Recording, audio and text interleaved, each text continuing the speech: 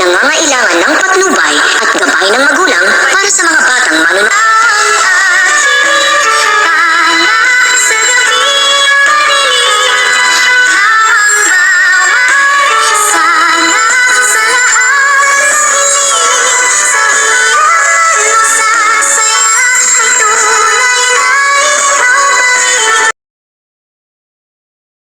Hello everyone, magandang araw po sa lahat ng taga-subaybay ng Abot Kamay ng Pangarap. Tuwang-tuwa nga itong si Annalyn nang makita niya nga ang sorpresa sa kanyang inihanda ng kanyang mga kamag-anak at kaibigan. At nandito nga itong si Annalyn at nasaksihan niya ang magandang decoration para sa kanyang birthday party.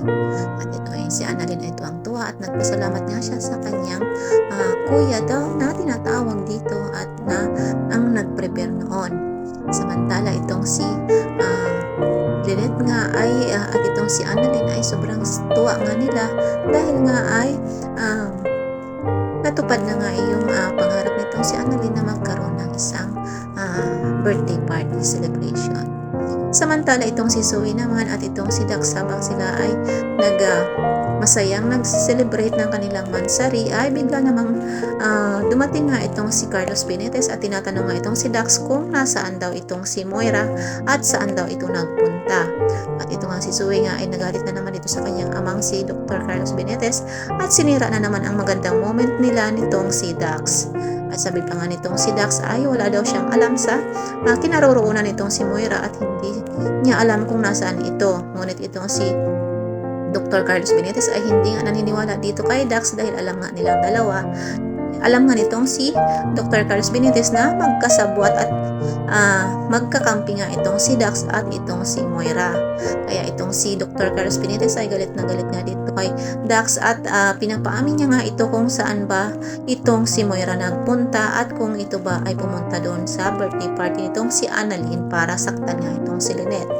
Samantala dito nga sa birthday party nitong si Annalyn ay meron nga maskara itong si Moira na akala ng lahat ay nagpa-prank lamang itong isang lalaki dito na may hawak na baril at kumakanta pa nga sila ng happy death birthday daw at akala nga ng lahat ay pinaprank lamang sila nitong mga kasamahan nila dito at hindi totoong andun nga itong si Moira.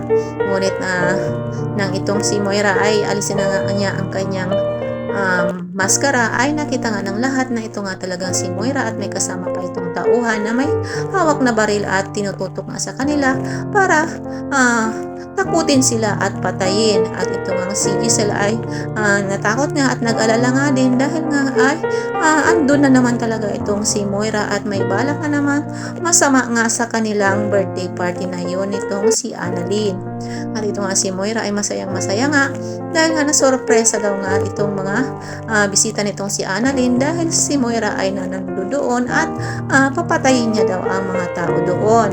At so ito guys ang pagkakaabangan natin sa Abot Kamay na Pangarap kung ano na naman nga itong gagawing kasamaan itong si Moira, kung papatay ba siya dito or kung nagpapatakot lamang siya dito sa mga bisita nitong si Annalyn sa kanyang birthday party. Kung tutuluyan niya ba talagang patayin nga itong mga tao dito. So ito guys ang pagkakaabangan natin dito sa Abot Kamay na Pangarap. Maraming salamat po sa panonood at pagtutok sa aking mga video, and paki-like and subscribe na rin po ng aking channel, and paki-bell all na din po ng notification bell para po updated po kayo sa lahat ng mga videos na i-upload ko. So maraming salamat po and God bless us all po. Ingat po tayong lahat. Thank you so much.